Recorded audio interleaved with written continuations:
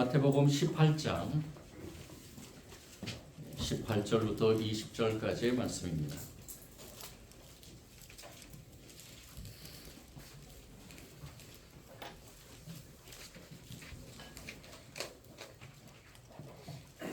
제가 가지고 있는 신약성경 31면 정도 있습니다. 우리 먼저 성경의 말씀을 이 시간 교회로 우리 주신 줄 믿고 합독할 때 주님의 음성 듣기를 원합니다. 진실로 너희에게 이르노니 무엇이든지 너희가 땅에서 매면 하늘에서도 매일 것이요 무엇이든지 땅에서 불면 하늘에서도 불리리라. 진실로 다시 너희에게 이르노니 너희 중에 두 사람이 땅에서 합심하여 무엇이든지 구하면 하늘에 계신 내 아버지께서 그들을 위하여 이루게 하시리라. 두세 사람이 내 이름으로 모인 곳에는 나도 그들 중에 있느니라. 아멘. 기독교 서적 중에서 가장 많이 팔린 책이 무엇인가, 즉 베스트셀러가 무엇인가 조사를 해보니까 두 권의 책이 가장 많이 팔렸다 그럽니다. 한 권은 교회가 죽어야 예수가 산다.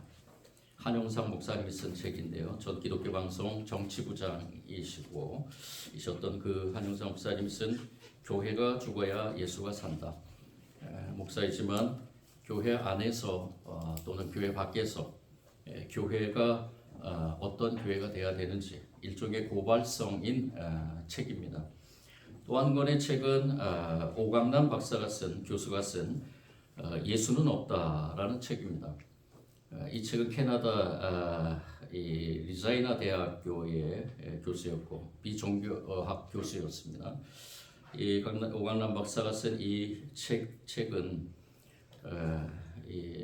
그 여러 가지 또 마찬가지로 정말 교회는 교회가 잘못 가르치는 그런 예수, 사람들이 잘못 믿고 있는 그런 예수는 없다라는 뜻에서 원래는 이 책의 제목이 그런 예수는 없다라고 이렇게 이 교수가 그렇게 졌는데 출판사에서 이 책을 좀 잘 팔아먹기 위해서 예수는 없다라는 책으로 자신들이 제목을 변경해서 그렇게 냈다 그럽니다. 어쨌든 기독교에 그 관한 책 중에서 교회에 대한 여러 가지 잘못된 것을 지적하고 그것을 통해서 사실은 이 책을 쓴 분들은 그것에 의해서 우리가 반성하고 새로운 길로 또 교회의 본질을 우리가 찾아가면서 교회의 목적을 잘 이뤄가기를 원하는 마음으로 이 책을 썼지만은 세상 사람들이 이 책을 선택하고 이 책을 읽는 이유가 무엇인가? 바로 교회의 잘못된 점을 비판하면서 교회가 필요 없다는 것을 세상 사람들이 그것을 인정하는 의미로서 이 책을 많이 샀다라는 것입니다. 우리가 잘 알고 있지만은 특유한 독설과 학문성을 가지고 이 대중들 앞에서 기독교와 교회를 공개적으로 비판하는 그러한 사람이 있죠. 바로 김영옥 박사입니다. 처음에 방송에 나와서는 도덕경을 강의하고 논어를 강의를 했는데 중간중간에 기독교와 교회에 대한 신랄한 비판을 쏟아내고 그러다가 자신이 요한복음의 강해를 하면서 그 프로그램을 통해서 자신이 기독교의 신앙을 다루면서 기독교를 비판하는 사람들에게 아주 교주처럼 추앙을 받고 있습니다. 이러한 현상들이 왜 일어나는가? 세상에서 교회란 존재, 교회에 대한 그 존재는 무엇인가? 우리가 생각해 볼 때 요사이 또 유튜브에서 가장 인기 있는 그러한 유튜브 채널이 무엇이냐? 바로 이 기독교를 비판하는 사람들입니다. 비판하는 그러한 사람들이 이 여러 가지 자극성 있는 멘트, 즉 사실이 아닌 것들을 사실처럼 세우면서 자신의 그 조회수를 올리는 이러한 현상도 많이 나타나고 있습니다. 이러한 세상에서 교회가 과연 왜 이렇게 됐을까? 교회가 뭐하러 존재하는가? 라는 그러한 생각도 들면서 차라리 교회가 없는 게 낫지 않은가라는 그러한 생각을 하는 사람도 많이 있을 것입니다. 교회 문제로 골치를 썩느니 차라리 홀로 조용히 예수님의 말씀을 배워가면서 선행을 실천하는 것이 더 낫지 않을까? 교회가 없어지면 세상도 더 평화로워지고 행복해지지 않을까? 라는 그러한 생각도 하는 분들이 있을 것입니다. 아마 여기 있는 여러분들 중에서도 그런 생각을 한두 번쯤은 하신 분도 있을 것입니다. 과거에 다른 교회에서 상처를 받고 우리 교회에 오신 분들, 또는 여러 가지 상처 가운데서 또 다른 교회로 가신 분들, 요새 교회의 모습은 수평 이동이라고 합니다. 믿는 사람들이 우리 교회, 자기 교회가 아니라 다른 교회로 이동하는, 또 그 교회에서 또 상처받으면 또 다른 교회로 이동하는 그러한 수평 이동이 거의 대부분이라는 것입니다. 교회는 왜 그럴까? 교회가 왜 이 지경에 빠졌을까? 사실 저는 오늘 이 말씀을 준비하면서 우리 교회가 69년, 제가 이 교회에 온 지 12년 됐습니다. 우리 교회를 돌아보면서 또 우리 한국 교회를 생각하면서 묵상하면서 이 말씀을 준비하는 가운데 너무나 마음이 아프고 또 더 나아가서는 우리 모두가 다 먼저 주님 앞에 회개해야 되겠다라는 생각이 들었습니다. 특별히 저 먼저 주님 앞에 회개하며 목사로서 주님의 종으로 부름받았지만은 내가 12년 동안 돌아보건대 과연 제대로 목회를 했는가? 하나님의 뜻대로 근심하자고 하면서 과연 하나님의 뜻대로 근심하면서 내가 목회를 해왔는가라는 생각을 하며 저 자신이 먼저 반성을 해봤습니다. 그리고 주님 앞에 무릎 꿇고 혹여나 제가 실수를 하거나 또는 제 욕심에 의해서 또는 제 그 내면에 있는 그러한 울분이나 그러한 것들로 인해서 상처를 받은 분들이 있거나 또는 하나님의 뜻을 막은 적이 있으면은 주님께서 용서해 주시고 앞으로 주님이 걸어가신 그 길을 따라 거기 걸어가기를 다짐하면서 우리 교회와 성도들이 하나가 돼서 새로운 다시 한번 도약하는, 이제 내년이면 우리 교회가 70주년을 맞이하게 됩니다.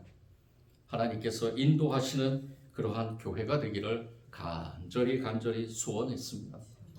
여러분들도 같이 그러한 기도를 드리기를 원합니다. 아멘. 우리가 다 하나가 돼서 하나님이 세우신 교회, 우리가 찬양대를 통해서 고백했듯이 저와 여러분의 고백인 줄 믿습니다. 아멘. 주님이 세우신 교회입니다. 우리 교회는 다른 어떠한 누가 세운 것이 아니라 바로 주님이 세우신 교회입니다.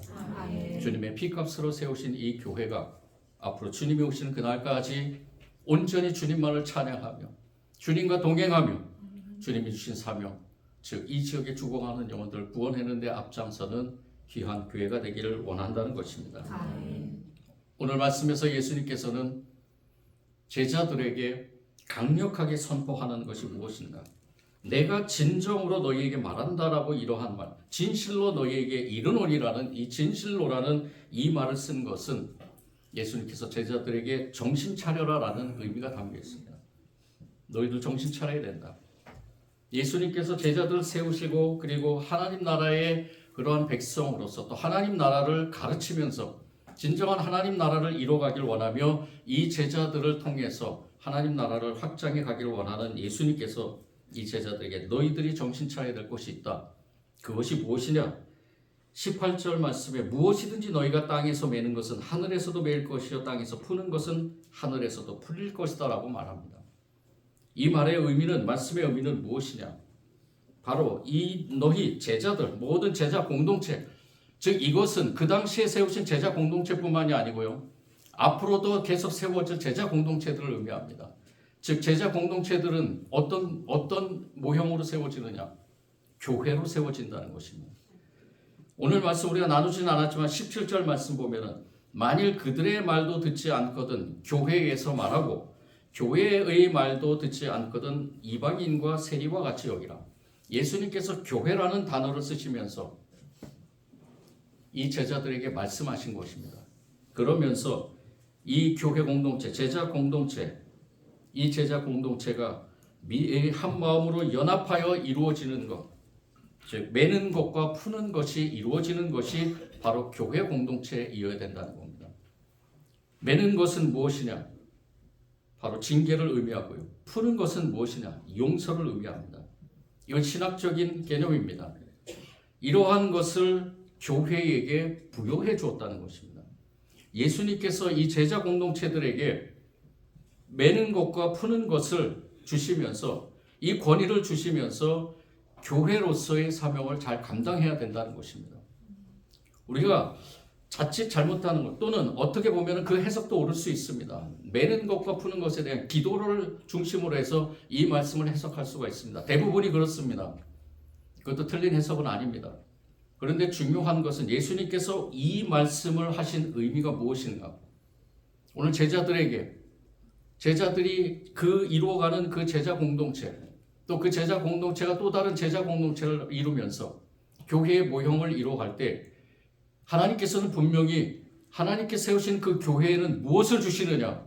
하나님의 권위를 주신다는 것입니다. 이 권위가 세상 사람들에게 어떻게 보이느냐가 중요하다는 것이죠. 하나님이 세우신 교회가 그 가진 그 권위를 세상에 드러내야 된다는 것입니다. 그리고 세상 사람들이 그 교회를 바라볼 때 교회는 하나님이 세우신 곳이구나라고 나타내야 된다는 것입니다.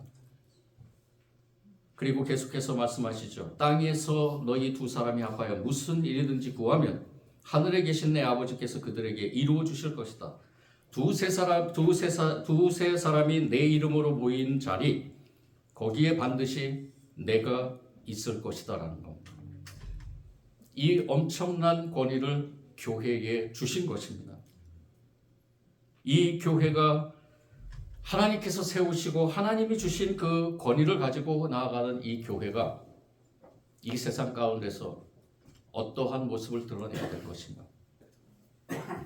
우리는 오늘 이 시간 우리 교회 창립 69주년을 맞이해서 반드시 우리 교회가 주목해야 될 사항입니다. 우리 교회와 저와 여러분이 하나님께서 세우신 교회라고 믿고 나아갈진데 우리 교회는 하나님이 세우신 그 교회답게 우리 먼저는 이 지역에서 또 더 넓게는 이 강원도에서 더 넓게는 우리나라 이민족을 위해서 더 넓게는 온 세계 가운데서 하나님이 쓰시기에 합당한 그러한 교회가 되기를 원합니다. 아멘. 오늘 말씀 19절에서 20절 말씀에서 주님께서 말씀하시는 그 교회의 모형, 즉 두세 사람이 누구의 이름으로 모이느냐? 예수 그리스도의 이름으로 모여야 된다는 겁니다. 이게 먼저는 가장 중요합니다. 여러분들 예수님이 그리스도이심을 믿으시죠? 예수 그리스도의 이름을 우리가 부르는데 서먹하거나 또는 내가 이상하거나 내 영적으로 예수님이 그리스도이시고 그분이 나를 위해 죽으시고 또 예수 그리스도의 그 십자가의 죽으심 그것으로 끝난 것이 아니라 예수님께서는 부활하셨다라는 것, 부활의 증인으로 내가 이 땅에서 이렇게 교회 공동체 속에서 내가 하나님의 은혜를 같이 나누면서 교회 공동체, 제자 공동체로 살아간다는 것, 이것이 나에게 기쁨과 감사가 된다는 그러한 교회의 모임이 바로 하나님께서 세우신 교회의 모임이어야 된다는 것입니다. 여기서 조금이라도 내가 서먹하거나 이상하거나 영적으로 이상하다 그러면은 내가 먼저 하나님과의 관계를 돌아보면서 그리고 예수 그리스도의 이름으로 모인 그곳에 반드시 누가 있느냐? 우리 성부 하나님께서 함께 하신다라는 것입니다. 아멘. 우리 교회에 하나님이 함께 하시는 줄 믿습니다. 아멘. 어떤 분이 이런 얘기를 했습니다. 교회에는 많은 비판자가 있을 수 있으나 경쟁자는 존재하지 않는다. 이 말의 의미는 무엇이냐? 교회가 때때로 잘못되어 비판을 받을 수는 있지만 그렇다고 해서 교회를 대치할 만한 다른 단체는 존재할 수 없다는 것입니다. 하나님께서 그리고 예수 그리스도께서 이토록 엄청난 권위를 이 교회에게 부어주셨고요. 그리고 그 하나님께서 부어주신 그 권위를 다른 어떤 것과 대체할 수 없다는 것입니다. 이 세상에 어떠한 강력한 무기를 가진 나라일지라도 아무리 재물이 많은 그러한 부자일지라도 부자 공동체일지라도 어떠한 기업의 그러한 영향력을 끼치는 사회 영향을 끼치는 그러한 기업일지라도 이 교회를 대신할 수 없다는 것입니다. 교회에 부어주신 하나님의 권위는 다른 세상의 어떤 것보다도 물론 지금 요즘 물론 이것은 시대마다 다 일어난 현상입니다. 교회를 비판하고 교회에 대해서 이렇다 저렇다 얘기를 하고 왜 교회 다니는 사람들은 저러냐라고 얘기할지 모르지만은 그렇지만 하나님께서 부어주신 하나님이 세우신 교회 그 교회에 부어주신 하나님의 권위는 세상의 어떤 것과도 바꿀 수 없다라는 것입니다. 우리 교회가 그런 교회인 줄 믿습니다. 그런데 또 한 가지 그 하나님이 부어주신 교회의 권위를 이뤄가는 그 조건이 있다는 것입니다. 그것이 무엇이냐? 바로 우리가 앞에서 나눴듯이 두세 사람이 내 이름으로 모여 있는 자리라는 것입니다. 예수 그리스도의 이름으로 모인 자리. 요사이에는 예수 그리스도의 이름으로 모인 그러한 공동체가 아니라 어떤 특정한 인물의 이름으로 모인 공동체들이 있죠. 우리는 그들을 이단이라고 부릅니다. 그들에게는 하나님의 권위가 없습니다. 오직 세상적인 권위는 있을지 몰라도요. 하나님의 권위는 없습니다. 그들은 언젠가는 즉 이 세상의 종말이 오면은 예수 그리스도께서 다시 이 땅에 오실 때는 그들은 반드시 심판을 받게 되어 있습니다. 이러한 하나님의 권위를 받은 그러한 교회. 그런데 이 교회에 예수 그리스도의 이름으로 모인 이 교회가 가장 중요한 조건이 있는데 그것이 무엇이냐? 바로 지속성이라는 것입니다. 두세 사람이 내 이름으로 모여 있는 자리, 모여 있다라는 이 말의 의미는 무엇이냐? 바로 계속해서 지속해야 된다는 것입니다. 이거는 변하지 않아야 된다는 겁니다. 68년 전에 우리 교회가 이곳에 세워졌습니다. 우리 장로님이 기도했지만 이 세워진 그 열정, 세워진 그 믿음, 두세 사람이 아마 예수 그리스도의 이름으로 모여서 우리 교회를 세운 줄 믿습니다. 저는 그때 있지 않았지만은 얘기를 많이 들어보면은 우리 교회에 세우신 분들 예수 그리스도의 이름으로 오직 하나님만 높이기 위해서 하나님께만 찬양드리기 위해서 교회를 세웠다 그랬습니다. 인간이 아니라 하나님을 찬양하기 위해서 이 교회를 세웠다 그랬습니다. 우리 교회가 69년 흘러오면서 우리 교회를 돌아보면서 과연 그것이 계속 지속되고 있는가? 우선 나 자신이 여러분들 한 사람 한 사람 개개인이 그 믿음을 가지고 지금까지 오고 있는가? 물론 중간에서 같이 우리 가족, 신앙의 가족이 되신 분들이 많겠죠.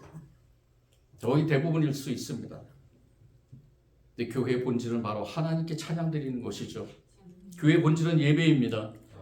이 예배를 통해서 우리가 서로 사귐으로 나누는 하나님의 은혜 가운데서 우리가 은혜의 풍성함을 나누는 그러한 교회. 이것이 한순간 내가 기분 좋을 때만 아니면은 내가 어려울 때는 또 다른 방향으로 간다든지 그것이 아니라 지속적인 그러한 의미를 담고 있어야 된다는 것입니다.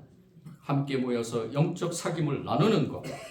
그것이 바로 지속성이라고 볼 수 있습니다. 예수 그리스도를 믿는 하나님의 믿음 안에서 서로 모여 사귐을 나누는 것. 그것이 바로 교회의 본질이고 그런 교회에 부활하신 주 예수 그리스도께서 함께 하신다는 것입니다. 예수 그리스도께 대한 믿음 안에서 서로 사귀는 것이 바로 하나님의 전권 대사로서의 자격과 권위와 능력을 보존하는 조건입니다. 예수 그리스도를 인격적으로 만나 사귀는 것. 그 사귐을 통해서 성부 하나님을 만나 사귀는 것. 그 사귐을 통해서 새로운 존재로 지어져 가는 것. 그 변화를 통해서 이웃을 새롭게 만나고 사귀는 것. 그리고 그 인격적인 사귐을 모든 피조물들에게 확장시키는 것. 그것이 바로 교회라는 것입니다. 오늘 예수님께서 말씀하신 것이 바로 그것이에요. 그것을 무엇을 통해 이루어가느냐? 바로 예배와 말씀과 기도를 통해서 이루어가는 겁니다. 여러분들 왜 주님의 날에 이렇게 주님 전에 천진중앙교회에 와서 예배를 드리는가요? 우리가 그 고백을 가지고 주님 앞에 나온 줄 믿습니다. 그 고백을 가지고 주님께 찬양과 경배를 올려드리죠. 기도하죠. 말씀을 같이 나누죠. 우리가 이러한 믿음 가운데서 다시 한번 교회의 본질에 대해서 깊이 묵상하기를 원합니다. 독일의 유명한 신학자 디트리히 본헤퍼는 신도의 공동생활 라이프 투게더라는 책에서 예수 그리스도 안에서 사귐이 얼마나 심오한 것인가를 아주 잘 설명해 주고 있습니다. 그런 세 가지로 얘기를 하는데요. 첫 번째, 예수 그리스도를 믿는 사람은 그 믿음 때문에 다른 사람들을 필요로 하게 된다라고 이렇게 말합니다. 예수 그리스도를 믿는 사람들은 그 믿음 때문에 다른 사람들이 필요하다고 느끼게 된다는 거죠. 나만이 예수 그리스도를 믿는 것이 아니라 진정으로 예수님을 인격적으로 만난 사람들은 그 교회 공동체 안에서 나뿐만이 아니라 다른 사람도 필요하다고 생각이 든다는 거죠. 다른 사람에게는 내가 필요하고 나에게는 다른 사람들이 필요하다는 것입니다. 그게 교회 공동체라는 것입니다. 우리 교회에 여러분들 필요한 분이 계시죠? 나를 위해 기도해주고 줬으면 좋겠다 하는 분들이 계시죠? 아멘이 작으시네요. 그러길 원합니다. 저도 마찬가지로 여러분들의 기도가 필요하고 저도 여러분들을 위해 기도합니다. 그리고 생활에 어려운 분들이 있으면 교회가 도와야 되고요. 그리고 여러 가지 상황 속에서 정말 갈등하고 슬퍼하고 애통해하고 고난 가운데 있는 분들이 있으면 교회가 그분들에게 위로가 되어야 될 것입니다. 누가 위로가 되겠습니까? 예수 그리스도의 이름으로 저와 여러분이 그분을 위해서 위로가 돼야 되지 않습니까? 이러한 예수 그리스도의 이름으로 모인 공동체, 믿음의 공동체는 바로 이러한 공동체라는 것입니다. 두 번째 보내보는 진정한 만남과 사귐은 예수 그리스도를 통해서만 가능하다는 사실을 말하고 있습니다. 예수 그리스도를 믿고 그 안에서 하나님과 사귈 때 우리는 비로소 우리 형제 자매들을 제대로 만날 수 있고 그리고 참된 만남과 사귐을 가질 수 있다는 것입니다. 하나님과 사람 사이에 막힌 담을 예수 그리스도께서 허물어 주셨듯이 사람과 사람 사이에 막힌 담도 예수 그리스도께서 반드시 허물어 주십니다. 예수 그리스도를 떠나서는 이 담을 넘어설 방법이 없다는 것입니다. 마지막 세 번째 보내보는 그리스도 안에서 우리의 사귐이 영원하다는 사실을 강조하고 있습니다. 그는 이렇게 얘기합니다. 믿는 사람들은 예수 그리스도 안에서 영원 전에 택함을 받았고 시간 안에서 선택되었으며 영원 무궁이 하나로 결합되었다. 우리의 사귐은 한순간으로 끝나는 것이 아닙니다. 우리의 사귐은 영적 사귐은 영원한 것입니다. 예수 그리스도를 통해서 저와 여러분이 영원한 하나님 나라를 향해 걸어가는 저와 여러분의 삶 속에서 이러한 우리 교회 공동체를 통해서 이러한 놀라운 사귐이 일어날 줄 믿습니다. 이 영원한 사귐으로 인해 탄생하는 것이 교회이며 이 사귐을 지속적으로 심화하는 것이 교회이며 이 사귐의 능력으로 세상을 향해 봉사하는 것이 교회입니다. 이 사귐이 살아있으면 교회는 교회로서의 자격과 권위와 능력을 유지하고 그 사명을 다할 수 있게 됩니다. 하지만 그 사귐이 살아있지 못하면 자격도 권위도 능력도 잃어버리게 됩니다. 예수 그리스도의 이름을 부르지만 그분과의 진지한 사귐이 없으면 그리고 그 사귐을 통해 형제 자매들을 새롭게 보고 대하는 변화가 없으면 그 교회는 교회의 자격을 잃어버리게 된다는 것입니다. 그 사실을 놀랍게도 믿지 않는 사람들이 먼저 알고 있습니다. 그래서 교회를 바라보는 눈이 그런 눈이 아닐까라는 생각이 듭니다. 우리 교회는 이러한 참된 사귐이 넘치길 원합니다. 제가 간절히 기도하는 기도의 제목 중에 영적 부흥이 일어나게 하소서. 우리 교회가 영적 부흥이 일어나길 원합니다. 하나님. 영적 부흥이 일어나면요, 우리 모든 성도들이 그 하나님의 영 성령으로 하나가 돼서 하나님이 원하신 하나님의 뜻대로 근심하는 그 방향으로 가게 된다는 것입니다. 우리의 부흥은 바로 이러한 부흥이어야 될 줄 믿습니다. 교회의 희망은 무엇입니까? 바로 이러한 영적 부흥을 통해서 진정한 사귐이 일어나야 된다는 것입니다. 저와 여러분은 교회입니다. 저와 여러분은 교회입니다. 거룩한 성전입니다. 그런데 돌아보면 내가 왜 거룩한 성전이 되는가? 참 부족하고 연약하고 부끄럽고, 그렇지만 하나님께서 저와 여러분을 예수 그리스도의 보혈의 피로 의의 옷을 입혀줬기 때문에 저와 여러분은 거룩한 성전이 되는 것입니다. 그 믿음을 가지고 나아갈진데 우리 교회의 상태를 두고 안타깝게 생각하는 많은 사람들에 대해서 저와 여러분은 다시 한번 우리가 교회로서 주님 앞에 그리고 겸손하게 그 사명을 감당하길 소원하며 그 소망을 가지며 서 있기를 원하는 것입니다. 교회가 살아야 세상이 산다라고 말합니다. 교회가 살아나길 바란다면은 먼저 나부터 해야 됩니다. 나부터 해야 됩니다. 교회가 살아서 세상이 살기를 원한다면은 나부터 변해야 되고요. 나부터 하나님과 진정한 사귐이 있어야 되고요. 그리고 나부터 하나님이 주신 귀한 뜻대로만 근심하면서 세상의 근심이 아니라 세상의 근심은 사망입니다. 하나님의 뜻대로만 근심하면서 그 뜻대로 행하기를 몸부림쳐야 될 것입니다.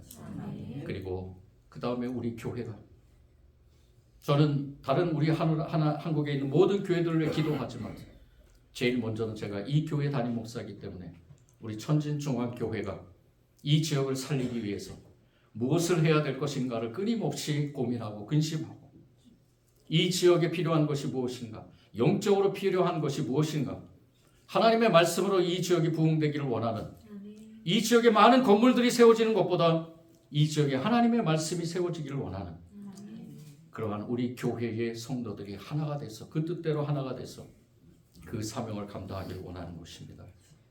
우리 주님의 뜻대로 하나가 되는 저와 여러분이 되기를 원합니다. 성령이 충만한 교회로서 감히 누가 우리 교회를 비판하지 못하도록 우리 교회가 이 지역에 어떠한 존재로 서 있는가를 우리가 먼저 나 자신이 먼저 변화돼서 우리 교회가 이 지역을 위해서 영적으로 무엇을 해야 될 것인가를 계속해서 고민하며 하나님께서 주시는 말씀대로 우리는 순종만 하기를 바랍니다. 그 말씀에 순종해 나갈 때 우리 교회를 통해서 놀라운 하나님의 역사가 일어날 줄 믿습니다. 이제 우리 예배 마치고 우리 또 다른 일꾼을 선출합니다. 안수 집사님 2분, 권사님 3분. 우리 항종 직분자들, 우리 교회의 중심입니다. 교회 중심의 일꾼으로서 우리가 먼저 그 사명을 잘 감당함으로 새로운 우리 항종 직분자들에게 모범이 될 것을 원하며 또 더 나아가서는 우리 모두가 다 이러한 69년 동안 우리를 사용하신 하나님께 우리가 먼저 감사와 경배를 올려드리지만 주님께서 오시는 그날 저는 간절히 소원하건대 칭찬받는 교회가 되기를 원한다는 겁니다. 주님께 칭찬받는 교회가 되기를 원합니다. 내가 칭찬받는 것 그것이 중요한 것이 아니라 우리 교회 공동체가 칭찬받기를 원한다는 것입니다. 이 거룩한 흐름에 저와 여러분이 하나가 되길 간절히 바랍니다. 사랑의 주님 감사합니다. 교회 69주년 맞이해서 주님께서도 오래전에 제자들에게 선포했던 교회의 모습, 또 교회의 부요한 권위, 또 교회가 이 세상에서 어떠한 역할을 해야 되는가 우리가 귀한 믿음을 가지고 말씀을 나눴습니다. 성령님 우리에게 귀한 깨달음을 주시되 실천하는 깨달음을 주시고 우리 교회와 성도들이 그 뜻대로 하나님의 뜻대로 하나가 되게 하여 주셔서 그 사명을 잘 감당함으로 주님이 오시는 다시 오시는 그날 잘했다 칭찬받는 교회 되게 하여 주옵소서. 이 시간에 주신 말씀에 다시 한번 감사드리며 예수님 이름으로 기도드립니다. 아멘.